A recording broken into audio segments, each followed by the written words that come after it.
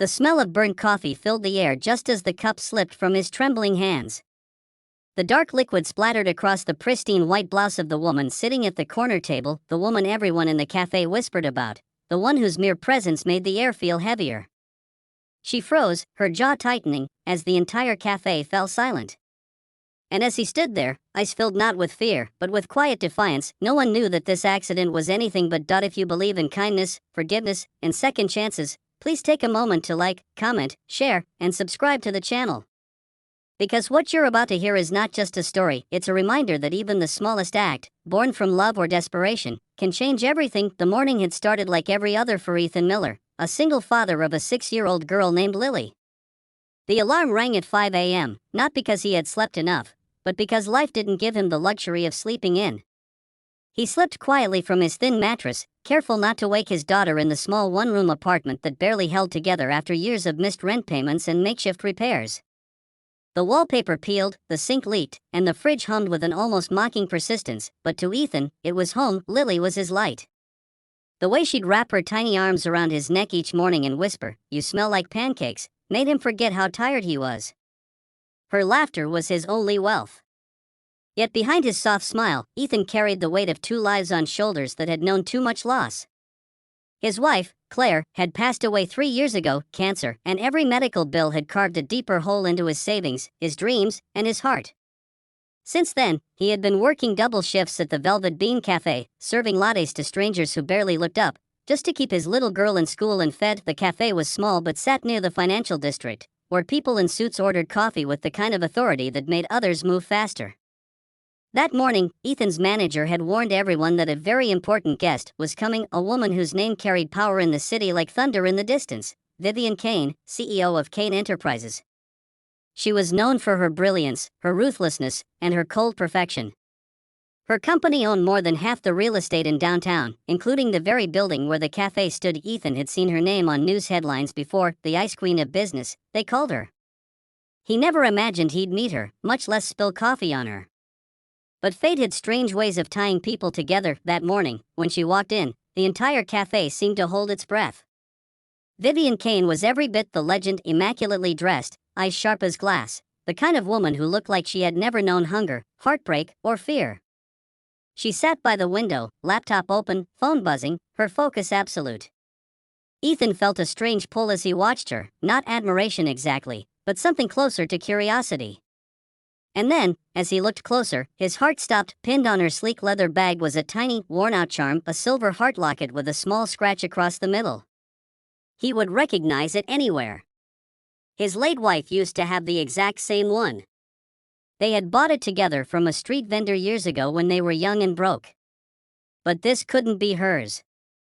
Claire's locket had been lost the day of her accident, a locket Ethan had spent weeks searching for, even in the hospital's lost and found, with no luck. He couldn't believe it.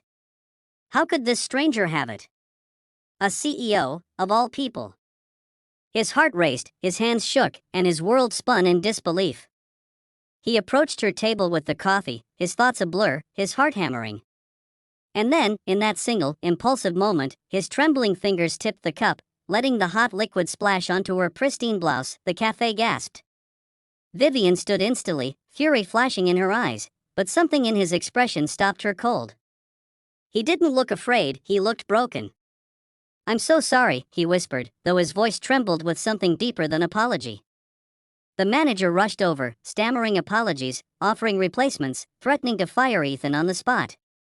But Vivian lifted a hand. "No," she said quietly, her voice icy and controlled. "I'll handle this." She demanded that he come to her office the next morning to discuss what happened. The staff thought it was his end, another man crushed by the merciless weight of power. But Ethan went home that night with the image of that locket burned into his mind. The next morning, Ethan dressed in his only clean shirt and took a deep breath outside the tall glass building of Kane Enterprises. The lobby gleamed like a palace, marble floors, golden elevators, people in suits gliding past without a glance. He felt painfully out of place, a ghost in a world that wasn't meant for him. But he had to know. Vivian met him in her office, a view so high it made this city look small. She sat behind a massive desk, every inch the image of control. "Do you make a habit of throwing drinks at clients?" she began, her tone flat but edged. Ethan swallowed hard, shaking his head, then surprised her by saying softly, "I didn't do it by accident." Her eyes narrowed, confusion flickering across her face. "What are you saying?" He hesitated, his hands trembling again, and then pointed to the locket resting on her desk. "That locket, it belonged to my wife. She died 3 years ago. I lost it the day she passed." "Where did you get it?" The words hung in the air like thunder before a storm. For the first time, the cold, untouchable CEO seemed unsure. She reached for the locket, turning it over in her palm. "Your wife's name?" she asked softly. "Claire Miller," he said, his voice breaking on the name. Vivian's face went pale. Slowly, she opened the locket. Inside, faintly etched and worn by time, were the letters CM and a small photo of a smiling woman holding a baby, Lily. Tears welled in her eyes. I bought this at an estate sale 2 years ago," she whispered. "I had no idea." The room fell silent, heavy with realization. Ethan's chest ached as he stared at the tiny photo, memories flooding back: Claire's laughter, her warmth, the promises they made that life had broken. "She wanted to give that locket to Lily when she turned 7, he said softly. "I thought it was gone forever." Vivian's cold mask cracked then, replaced by something raw and human.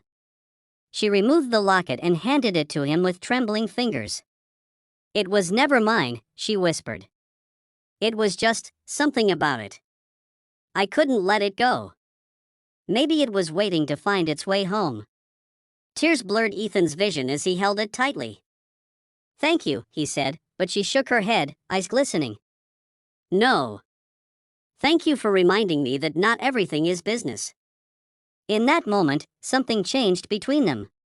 She looked at him not as a waiter, not as a mistake, but as a man who had carried the weight of love and loss without letting it harden him. She saw strength where others saw struggle. And Ethan, for the first time in years, saw compassion where he expected cruelty. Over the next few weeks, Vivian began visiting the cafe more often. Not in her usual icy, business-like way, but quietly, humbly. She'd watch Ethan interact with customers, always smiling, always kind, no matter how tired he looked. And sometimes, when Lily came by after school, she'd sit by the counter, drawing while her father worked. Vivian would watch them both with an ache she didn't understand, an ache that reminded her of her own past, the family she had lost to ambition in years of loneliness disguised as success. One evening, as Ethan wiped the tables and prepared to close, she approached him with an offer that would change everything. She wanted him to manage a new cafe project her company was sponsoring, one focused on helping single parents get back on their feet. "It's something I've been meaning to do," she said, her voice soft, "but I didn't know how to begin." Until now. Ethan was speechless. He didn't want charity, but he saw in her eyes that this wasn't about pity, it was about purpose. He accepted, and together, they began something beautiful. The cafe became a haven for those struggling to rebuild their lives, a place where stories of hardship turned into stories of hope. And every day, Ethan wore the locket around his neck, a piece of his past guiding him toward a brighter future. Months later, at the cafe's grand opening, Vivian stood before the crowd, her voice steady but emotional. She spoke not as a CEO, but as a woman who had rediscovered her heart. "Sometimes," she said, "the people we think we're helping end up helping us more. Sometimes, a spilled cup of coffee isn't a mistake, it's a message." Ethan stood beside her, Lily clinging to his leg, both smiling as tears glistened in their eyes. The cafe sign above them read, "Claire's Corner, a place for second chances." And as the evening sun poured through the windows, bathing the room in gold, Vivian smiled through her tears. She knew, deep down, that fate had brought them together, not through power or coincidence, but through love that refused to fade, even when the world had gone cold.